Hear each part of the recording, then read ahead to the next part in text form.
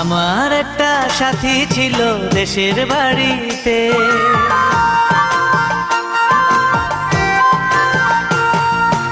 আমার একটা সাথী ছিল দেশের বাড়িতে, মিষ্টি প্রেমের লিখত চিঠি প্রতি মাসেতে।